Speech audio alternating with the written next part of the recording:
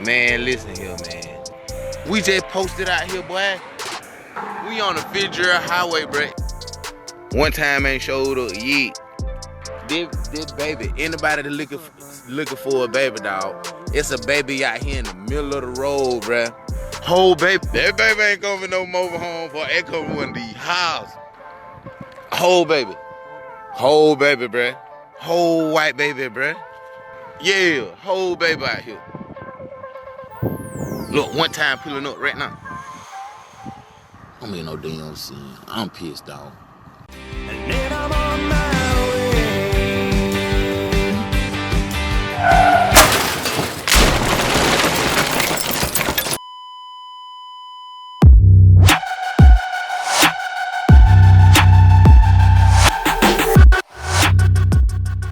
Hello, Texas. I'm not walking or anything because, well, it's just been kind of cold and wet, so we're just gonna sit here and do it. I hope that's okay with everybody. So let's get this thing started. About a week ago, I posted something on Facebook, just one word, laughter, and I asked y'all to make a comment, your first thoughts. I'd like to read those back to y'all, if you don't mind. You ready? Daily, need it consistently to be happy is the best medicine. My daughter peed my pants. Tim, I get it.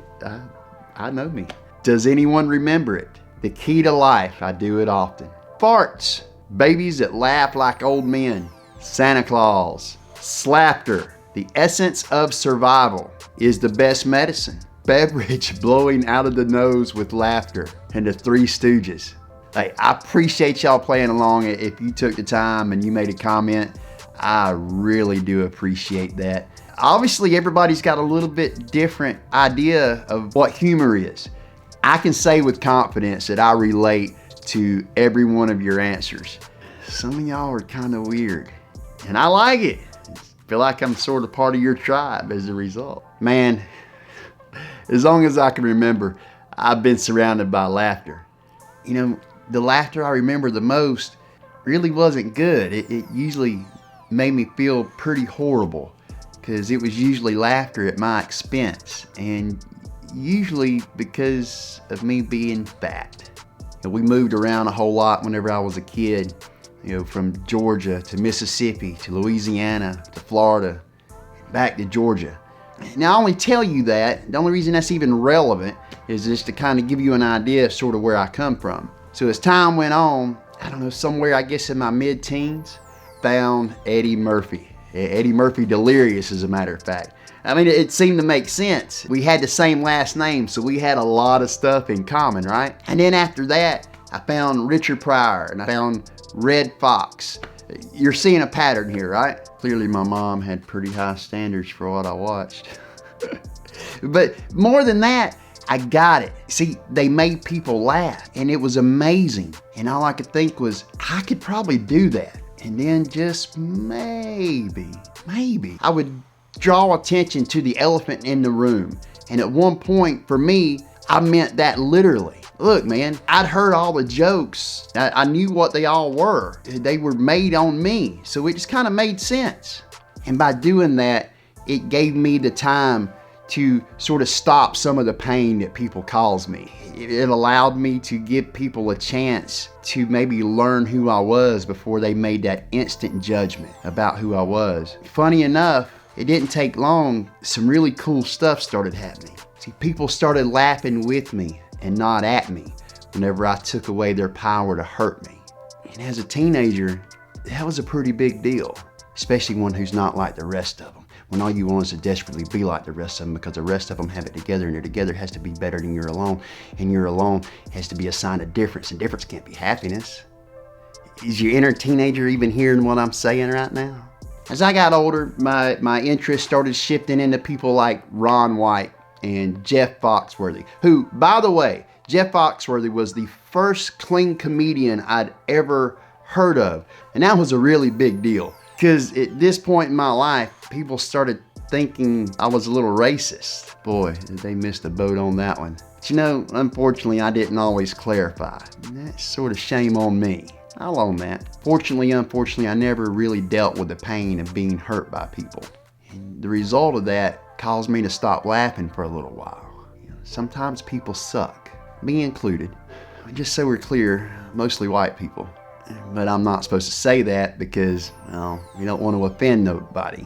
And I agree, we don't want to offend nobody. So don't ask me, go ask that one black friend you got. Or if you live in Texas, go ask your Mexican friend.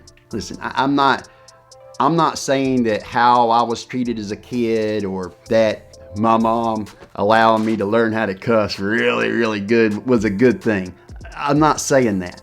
I'm sure deep down inside somewhere, buried really deep, there's something that is broke, that is the result of me being picked on or bullied. I don't know. If there is, we all got something, right? No, I'm not saying that. What I am saying is I learned early on how to take a negative and turn that into a positive. You see, laughter did that. Laughter gave me the confidence to be able to do this right here. Was it at my expense? Most of the time. Did I care? Yeah, I did. How could I not? The thing that started happening was the attention, and I liked it. I liked it so much that it caused me to have a little bit of an ego problem. Sometimes that ego had to be checked. I called that a learning curve. Seems like people just take themselves way too seriously. And if you're that person, you're a little uptight and you're all thug all the time and you can't laugh and smile, that's cool. You just gotta know that the rest of us, we're gonna outlive you. Y'all heard of the Mayo Clinic, right? So I'm gonna drop some facts on you just to prove. So the Mayo Clinic says short-term, laughter enhances your intake of oxygen-rich air and it stimulates your heart, lungs, muscles, and increases the endorphins that are released by your brain. That's just kind of funny to me when I read that. It looks like it's saying that it's releasing dolphins in your brain. So Mayo Clinic says long-term though, I like this part, it says long-term laughter can also make it easier to cope with difficult situations. It also helps you connect with other people. Many people experience depression, sometimes due to chronic illnesses. Laughter can help lessen your depression and anxiety and make you feel happier. What? Really? Imagine that. Look, if that ain't enough, here's some more stuff. In 2014, in the International Journey of Obesity, they found that laughter can burn calories, y'all. Yeah, laugh, you could lose weight. True story. They took 45 people and divided them in two. So I'll go ahead and tell you now, before you start asking me about doing the math, I know 45 divided by 2 ain't real even, is it? So here's what they did. They took half the room and everybody spent 10 minutes watching some videos. Half of them watched some videos that's supposed to make you laugh. The other half watched some videos, I guess probably of a serious nature. Here's what they found out. The people that laughed, they burnt 10 calories in 10 minutes. They used a calorie meter that measured your energy expenditure and your heart rate. Cool stuff, right? Just keep on being old sourpuss. It's okay. Like I said, the rest of us, we're just gonna live longer than you. It's good medicine. Want some more? Let me give you one more thing. God had a sense of humor. A lot of people don't realize this. I've seen some of y'all when y'all go to church.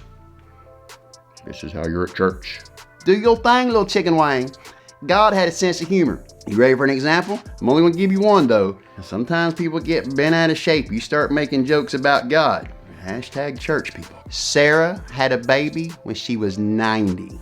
There it is. That's the joke. 90. Don't believe me? Genesis 21:6. Go look it up. It says right there. She laughed when she found out she was having a baby. But you know what's not there? There's nothing pinned about Abraham's reaction.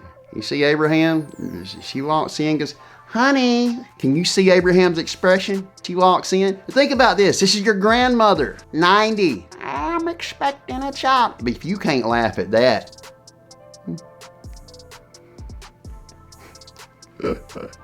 There's just one last thing I'd like to read to y'all, and I come across this recently, and it summed everything up. Lady's name is Martha Bolton, and this comes from a book called Forgettable Jokes for Older People. I don't want to hear it. Don't want to hear it. Don't want to hear it. If I fall in that category, fine, so be it. Let's just call all this gray hair wisdom, y'all. Just saying. Irene got me on point, girl. What's up? Laughter releases us from the unhealthy thinking that life has to be or is supposed to be perfect. Laughter is realizing so much about life is out of our control. It validates the fact that no matter what our circumstances happen to be, this too shall pass. And it is a camaraderie in the knowledge that others have faced similar days. When everything went wrong and life got tough, that reminds us we will somehow get through them. I like that. That's it for me, y'all. Love, peace, and chicken grease. I'm Tim Murphy. Bye, Texas.